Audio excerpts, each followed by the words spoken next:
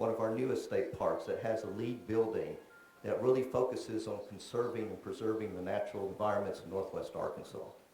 What you'll see tonight is the traditions of Arkansas state parks when you visit Devil's Den State Park, a park that was built in the 1930s by the Civilian Conservation Corps. Is that for me? No, okay. We also want to not only honor the Civilian Conservation Corps, but also the custom of welcoming guests to our parks with the utmost in hospitality and the legacy of the park ranger in Arkansas and throughout America's state parks. Seeking innovation, we'll look at embracing the future generations for our parks and growing our customer base through relevant new technologies, experiences, and opportunities. There are a total of 52 state parks in Arkansas, and I know some of you have already experienced some of those parks. Some of you actually went up to Mount Magazine on Tuesday and really enjoyed that experience. But I encourage you to explore more of our state parks on this trip or on your next trip, because you can't come to Arkansas just once.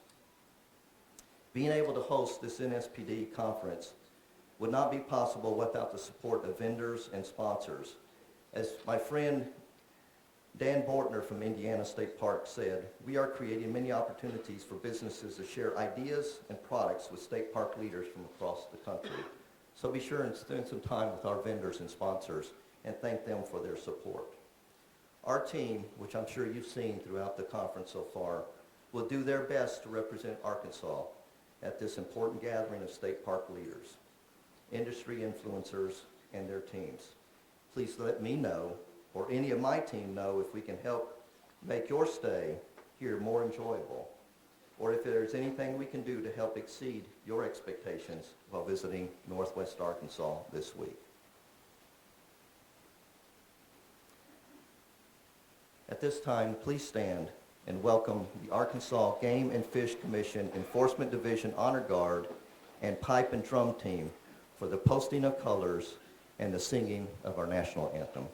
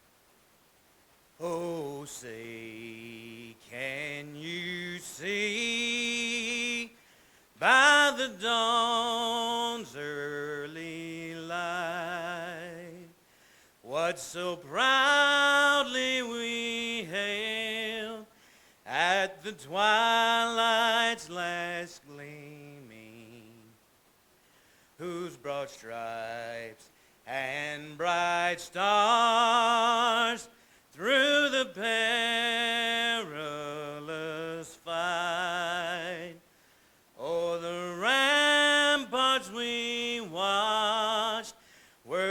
gallantly streaming, and the rocket's red glare, the bombs bursting in air, gave proof through the night that our flag was still there.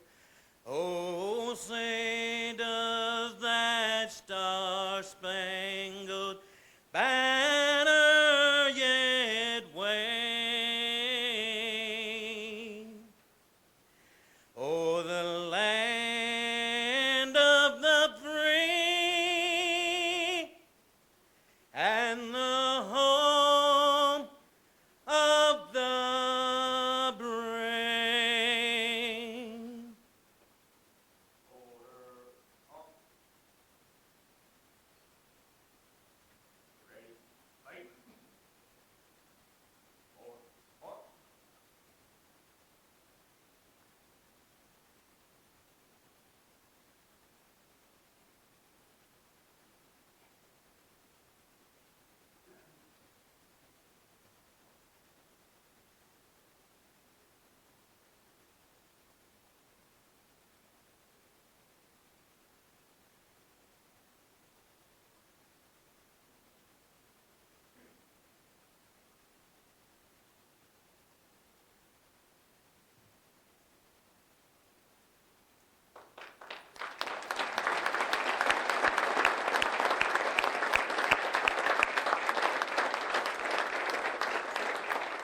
I am calling this 2019 Annual Conference of State Park Directors to order.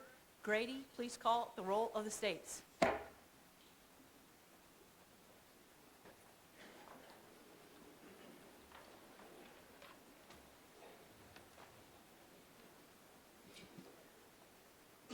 As I call your state's name, please affirm that you are here.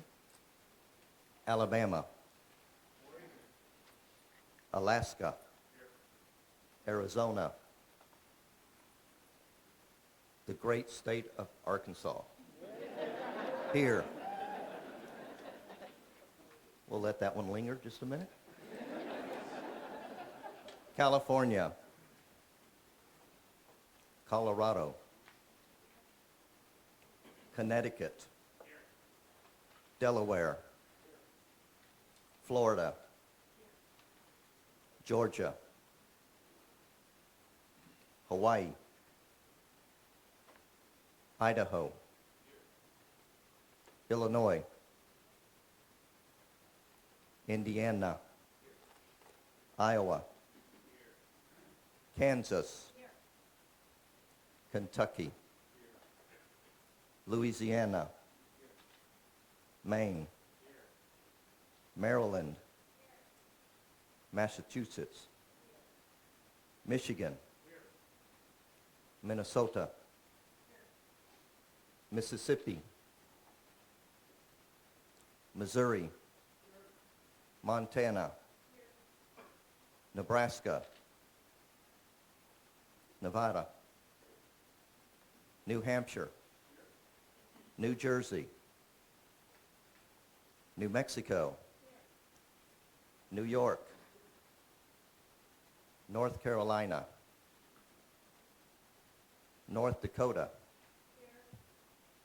Ohio. Oklahoma. Oregon. Pennsylvania. Rhode Island. South Carolina. South Dakota. Tennessee. Texas. Utah. Vermont. Virginia. Washington. West Virginia. Wisconsin. Wyoming. Madam President, I believe we have a quorum.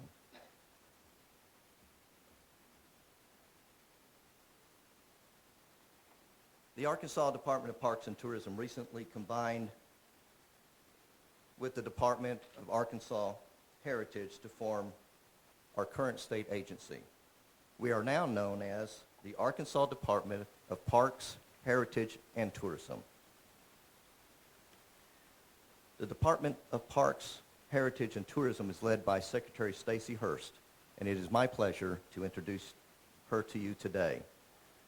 Secretary Hurst has served the newly formed department since July of this year. That's like some of the park directors out here, about since July of this year, right? But she also continues to lead the Department of Arkansas Heritage, a post she has held since 2015. Stacey is a lifelong Arkansan who grew up in Pine Bluff in South Arkansas and received her Bachelor of Arts degree from the University of Arkansas just down the road from where you are sitting right now. Prior to her appointment as Department of Arkansas Heritage Director, she was involved for 19 years in the general management and marketing for Tipton and Hearst Incorporated, a family-owned business started in Little Rock, get this, in 1880. It is extensive. From 2002 to 2014, she represented election to the city board. Stacey co-chaired the Vision Little Rock Parks and Recreation Work Group, leading to the creation of the Parks and Recreation Commission, where she served for many years. She is currently serving a second term on the Little Rock Municipal Airport Commission, which manages and maintains the Bill and Hillary Clinton National Airport. She has served on the board of the Arkansas chapter of the Nature Conservancy for many years. Please help me welcome the Cabinet Secretary of the Arkansas Department of Parks, Heritage, and Tourism, Stacey Hurst.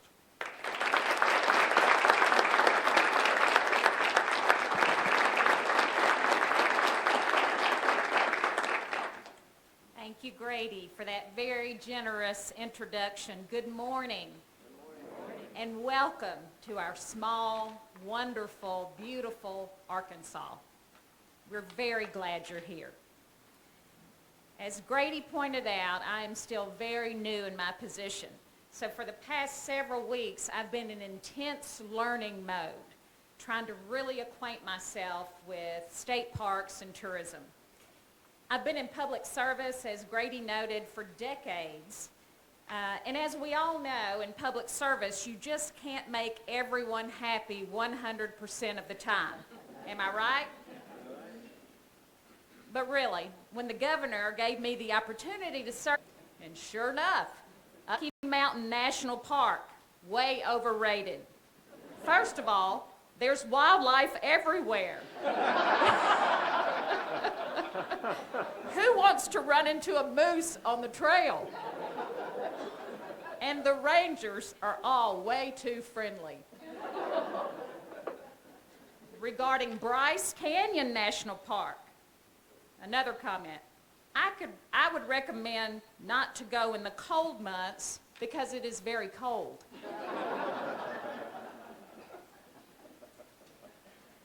Here's a good one. I paid $20 to get in the Hawaii Volcanoes National Park, and I didn't even get to touch the lava. I mean, think about that for a minute. There are bears in Yosemite. They practice breaking into cars. Do you want a bear to break into your car? Stay away. And my favorite, whoopity-doo, Grand Canyon. You are a giant hole in the ground. You don't have roller coasters or Dippin' Dots. Jeez, can you say overrated?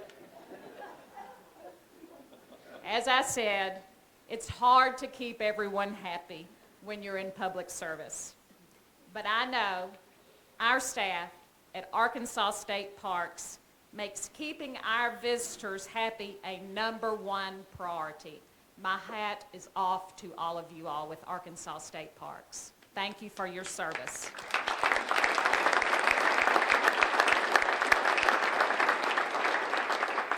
They have a passion for their work, they live it and breathe it, and I know you do too. And most likely you have had the opportunity in your role to work closely with the governor of your state because that relationship is vitally important.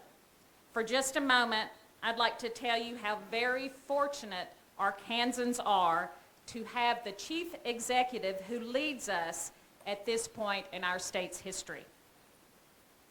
Asa Hutchinson had a distinguished career in public service before being elected governor in 2014. His first public office was as the city attorney for Bentonville, Arkansas, not far from here, from 1977 to 1978. Governor, you couldn't have been much beyond 20, pretty young. His first taste of national attention was when President Ronald Reagan appointed him U.S. Attorney for the Western District of Arkansas in 1982. At only 31 years old, he was the youngest U.S. attorney in the nation. As a partner in a private law firm, he was active in the Arkansas Republican Party, serving as co-chairman and later chairman from 1990 to 1995. He was first elected to Congress to represent Arkansas's 3rd District in 1996. And during his time in office, he was involved in the reform of campaign finance laws. In 2001, he was appointed by President George W. Bush to be administrator of the Drug Enforcement Administration. During his time there, he became known by senators and congressmen on both sides of the aisle as a thoughtful and fair-minded conservative.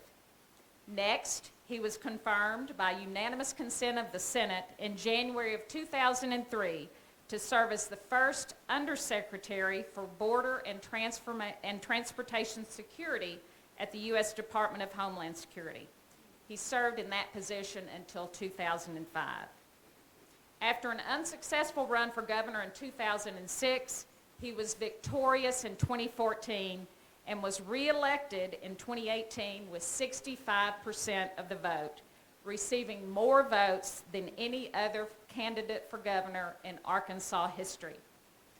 And that success is exemplified by his achievements in office, emphasizing computer science education, cutting taxes by $150 million, signing a law that exempts veterans' retirement pay from state tax, and developing economic policies that have 90,000 more people working in Arkansas than when he took office. And that is just the beginning. He has recently led the effort to make sure that the Buffalo National River, one of Arkansas's and the nation's finest national treasures, remains clean and safe for future generations. And since being re-elected, he has begun the very transformation of state government by consolidating 42 executive-level agencies into 15 cabinet-level departments. You all in government understand how difficult that is. His desire is to make state government more efficient, less costly, and allow agencies to be more responsive to the public. Despite all these achievements, he's still the person who grew up on a family farm in Gravette, Arkansas, with small-town values, a prudent governing style, and an exhausting work ethic. He strives every day to do his best for the citizens of our state. It is my pleasure to introduce to you the 46th Governor of Arkansas, the Honorable Asa Hutchinson.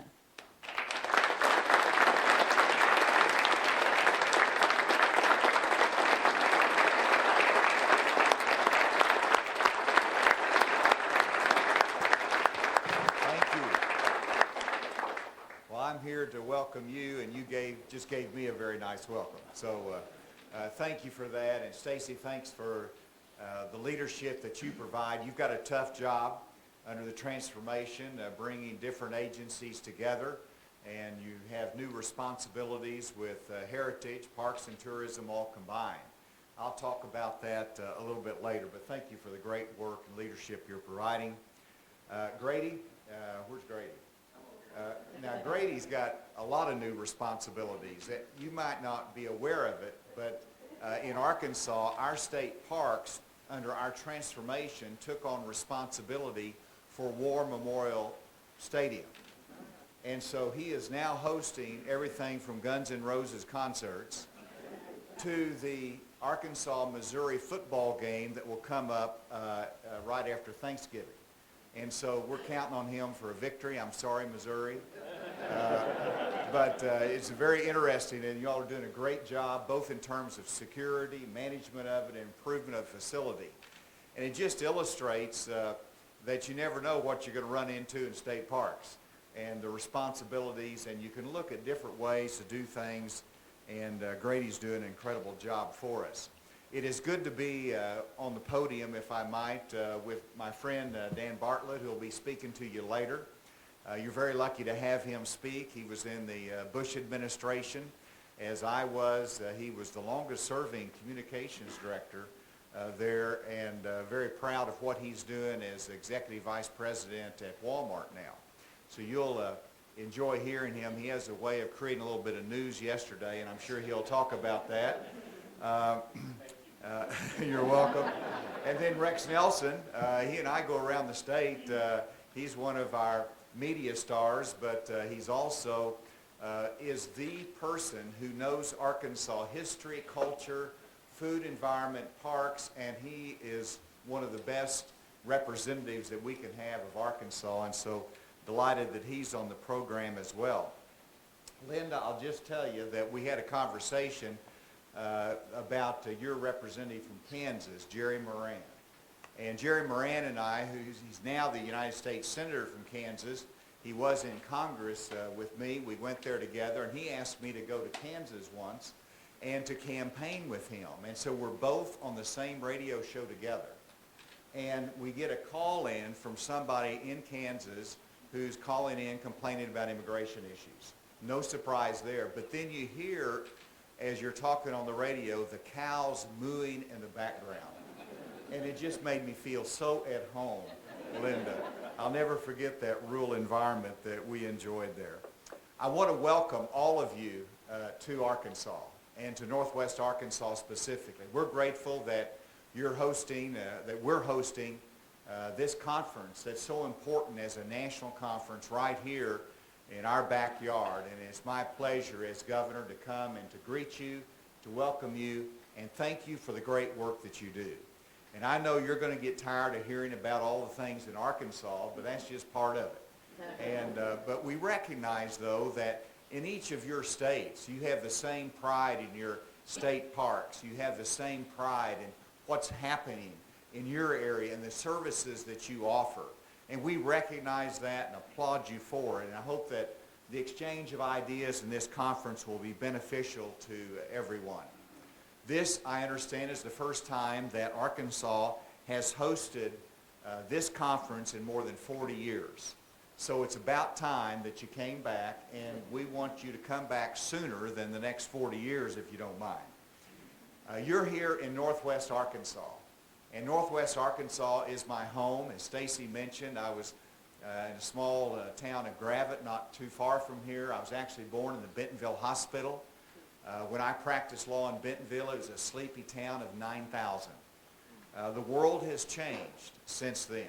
And a lot of that has to do with the key industry that we have here in Northwest Arkansas.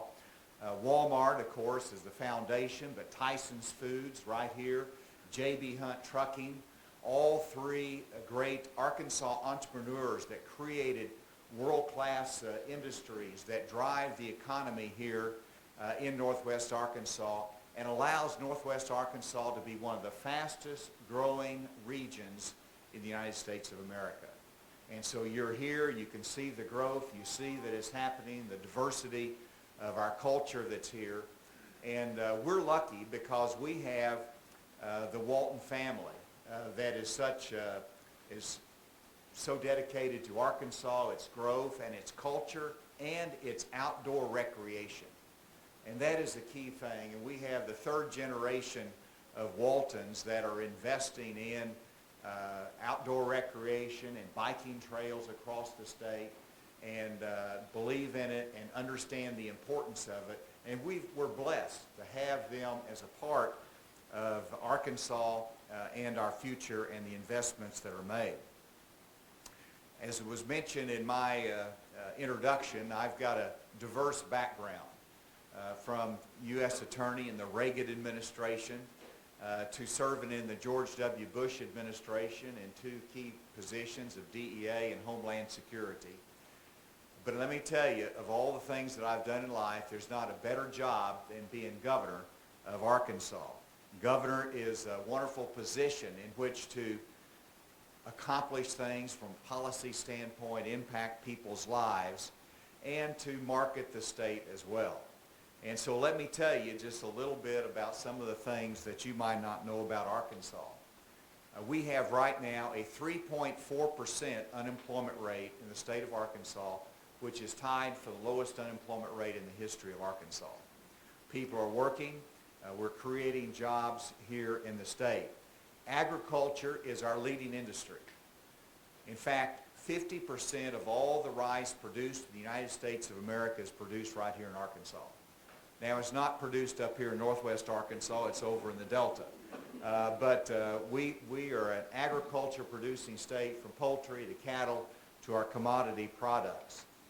The steel industry, you might not be aware of the fact that in northeast Arkansas and Mississippi County is the #1 steel-producing county in the United States of America. We have put in steel mills there that are state-of-the-art, that's producing steel for our automobile industry as well as other industries in construction. When I went to the National Governors Association, we were in the format just like this, and I sat down and we had a presentation by the chairman or the leader of NASA, our space administration, and they left on my seat a car sticker, and it said, "Space exploration begins in Arkansas." And then it had the companies underneath it that are involved in space exploration, rocket production, from Aerojet Rocketdyne to Lockheed Martin, and on down the list. Now, I know Alabama is sitting here and saying, well, we sort of have a lot to do with space exploration as well in Texas and so on, and that's true. So maybe it's a little bit of good marketing by NASA in what they did, but it shows that aero defense is a $1.6 billion industry in Arkansas. And Dassault Falcon Jet, if you buy a Falcon Jet anywhere in the world, you're going to fly right in to Little Rock, Arkansas to pick it up because we do the final production there. But I mention all of those things to tell you that tourism is our second leading industry in Arkansas. And I love telling that story because when you understand the importance of agriculture and manufacturing and retail, tourism doesn't get left out though. And state parks is the foundation of our tourism industry in this state. And whenever you look at the fact that we have 8.5 million visitors that come to Arkansas every year, many of which are going to our state parks. State parks drives our tourism. We have 52 of them. And what we're so proud of in Arkansas is the fact that we have a dedicated funding source for our state parks. And that's passed a number of years ago that gives us a portion of an 1/8 cent sales tax. That's a growing source of revenue for our state parks. And so we are able to invest and to increase the funding and to improve our state parks consistently through the years with what the taxpayers have voted, because we recognize in Arkansas that outdoor recreation and our state parks are critical to our culture, to our way of life, and to our future. And we're very proud of our state parks, and we want to continue to invest in them. Whenever I was in high school many years ago, went to Springdale, we had a retreat for the leadership of the school, and we went to Mount Magazine State Park. So I went there 50 years ago, a big part of my life. And then whenever I was in Fort Smith raising my 3 kids, 4 kids, excuse me, I don't want to leave. I actually have 3 boys, but I do have a daughter. I took my 3 boys camping at Mount Magazine State Park, and they will tell you to today the story of when Dad forgot the matches to go camping at Mount Magazine. And so it's part of our family traditions, and now I just had my son John Paul over the weekend, and he was telling me that last New Year's they spent New Year's at Mount Magazine State Park. And so whether it's Mount Magazine or Queen Wilhelmina or a whole host of other state parks, it's part of our family tradition. It's part of our culture here in this state that we're so proud of. Let me just wrap this up by talking about the future for a moment. And I just put my thoughts together today about what are the keys to the future of our state park systems, perhaps clearly in Arkansas, but all through our states. And the first obligation we have is to sustain the interest. With all the competition that is out there, with our young people, with our different opportunities in life, we want to make sure that we market to the next generation of Arkansans and people in your state the opportunity for outdoor recreation and to visit our state parks. That's advertising, but it's also education and providing the workshops for our young people that attracts them to our state parks. Secondly, it is very important that we conserve our resources. I'm a Republican governor, and Republicans need to talk more about conservation because it's important, we believe in it, and we're accomplishing a lot in that arena. And whether it is taking action to make sure the Buffalo River, a national asset, is preserved and healthy, or whether it is making sure our air quality and our water quality are meeting the best standards. And I look at the EPA has returned more authority to the states. And I've told our environmental regulators that because we have more authority does not mean we should diminish our efforts in conservation and preserving quality of air and quality of water in our state. And so we want to be just as engaged in that in a business-friendly way, but to make sure that that's a priority in a state like Arkansas. It's critical because we depend upon, in terms of recreation, our water and our air quality being of the highest quality as well. I think it's important that we are efficient in our operations. And that leads me to tell a little bit about our transformation efforts. We had 42 different departments that reported directly to me. That means if I gave all of my departments head 1 hour, that's 42 hours in a week right there. And so that's not a good management tool. We reduced those 42 different departments of government down to 15. And part of that was Department of Parks, Heritage, and Tourism. And to illustrate the importance of that, if you go to one area of the state in northern Arkansas, you will have within 100 yards of each other a heritage site, and 100 yards away you will have a state park, siloed into 2 different departments of state government, where they're not working together in terms of efficiency, IT, human resources. That's just one example of being able to combine our heritage and our parks into one that will be more efficient in operations. Very excited about heritage and parks working together and making sure that we can market our state because our heritage sites and our parks all bring in our visitors to the state. And then fourthly, I think it's very important that we adapt. And that's part of sustaining the interest in our state parks. We have to adapt in terms of making sure that we have the biking trails that are of interest to the young people. Maybe there's been a resistance to the internet. And I know I go to some of our state parks and we don't have the quality of internet that many visitors would like to have. And so we have an initiative in Arkansas to expand rural broadband into the rural communities of our state. And we are, for the first time, putting $25 million of state money, and not just relying upon federal money, in expanding broadband in Arkansas. And that's an important initiative that will benefit our communities, but that will help us to get high-speed broadband also in a better way to our state parks. And so we have to continue to adapt. Let me close by saying these are uncertain times. Uncertain times in terms of the national debate as to whether our economy is going to stay strong. It's uncertain in many ways about trade policy and on.